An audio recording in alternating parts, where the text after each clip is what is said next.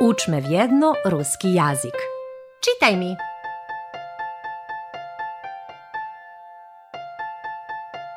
Červena šapočka. Prepripovedana pripovedka bratoh Grimm. Raz davno na koncu jednoho valala, a tako i pri prekrasnim lješe, žilo z rodičami jedno šumne dzivčatko. Bulo še vesele, našmejane i mile, ta ho preto šitski bar zljubeli, a okreme joho baba, kotra žila na koncu ljesa.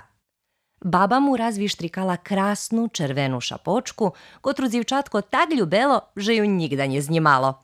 Preto ho šitski počali volac Červena šapočka. Jednoho jarnjoho dnja baba še pohorela, dostala nathu. Ta mac, poneže z ocom ušela pojst do valalu, poslala červenu šapočku naj babi odnješe poludzenok i kolača. Šitsko krašnje poskladala do košaročki i keď ju vyprovadzala, nakazala jej. Odnješ babi to tu košaročku s jedzenjom i pobešeduj z nju. Budz dobra, nje blukaj po lješe. Ic po poznatej dražki, njeku tatuj po babovej hiži i vraće domu skore večeri. Nje staraj še, mamočko, zrobim tak, jak še mi nakazala. Hvarela červena šapočka zo šmihom i veselo rušela do babi. Na pol drahi odrazu opreš červenej šapočki viskočel veljki vovk i krašnje jej pozdravkal. Dzivčatko nje znalo, že to strašna životinja, ta mu veselo odzdravkalo.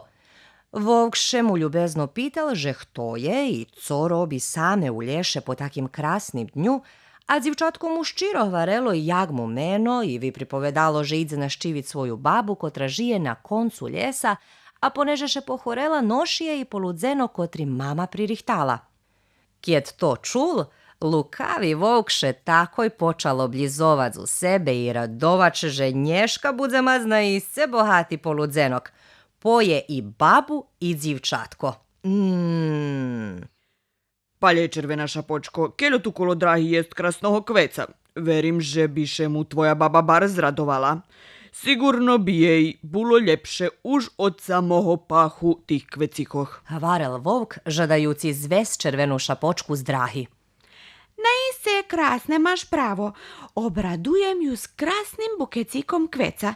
Dzekujem ci vovku na sovitu. Hvarela červena šapočka, zabuvajuci na obecunku maceri. Zmahla vovkovi i počala veselo tarhac kvece.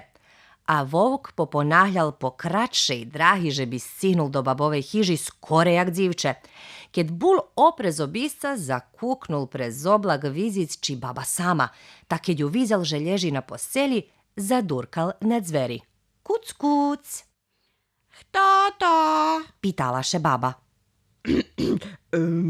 Červena šapočka, babo. Glumel vovk dzivčecov hlas. Prinjesla som ci poludzenok, mama poslala.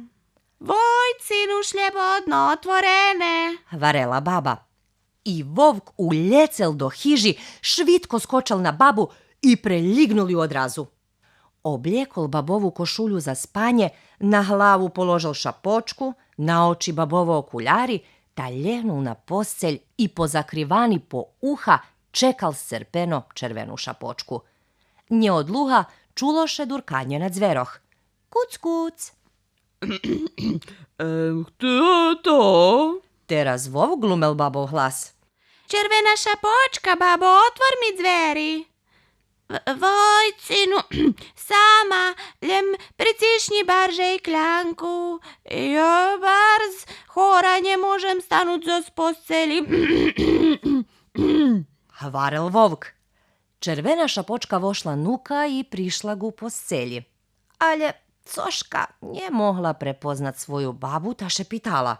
Babo, a čomže ti imaš taki veliki uha?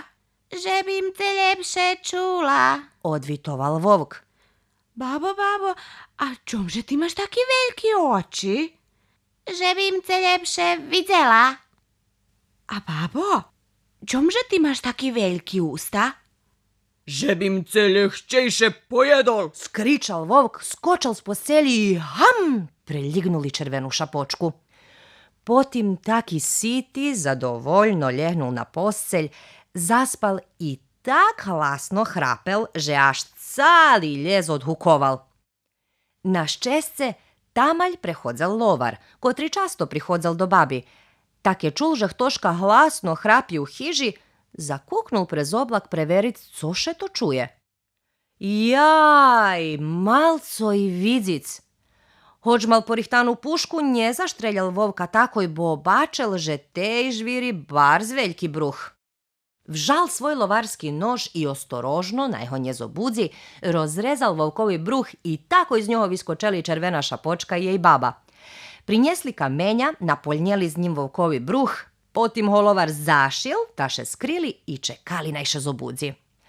Vovk še zobudzel bar smijadni, bo še ojedol, taše s polnim bruhom ledvo odsahnul gu studnji i zohnul napiče vodi, ale ho čežina kamenja podsahla dolu i von buć, spadnul do njej i zadavelše. Červena šapočka, baba i lovar še radovali i vjednoše pohosceli s poludzenkom kotre dzivčatko prinjeslo. Babi bilo ljepše, a kad bul čas že bi dzivče pošlo domu, lovar mu hvarel. Kad drugi raz budeš prihodzic do babi, nje skrucuj zo zdraški, nje bešeduj z nepoznatima, že bi še oznova nje slučelo daco take strašne. O, panje lovaru, bar som še zljekla, ali obecujem, že od teraz budem bar zmerkovac. Hvarelo dzivče. Potim, ponahljajuci pošlo domu i vi pripovedalo rodičom co še mu slučelo. Rodiči še zastarali, ale še nje nahnjivali, poneže znali, že teraz jih červena šapočka naučela, že co to vovk, co ljes i po kotrej draški treba isc. I tak žili ščešljivo, dok nje pomarli. Učme vjedno ruski jazik. Čitaj mi. Prepripovedana pripovetka Bratoh Grim, Červena šapočka. Prepripovedala Sanja Divljaković. Sotrudnici Tatjana Beuk-Latjak i Melanija Rimar. Avtorki projektu Sanja Divljaković i Aleksandra Bučko. Projekt potrimal Zavod za kulturu Vojvodjanskih Rusnacoh. Realizator projektu Novinarska asocijacija Rusnacoh 2019. rok.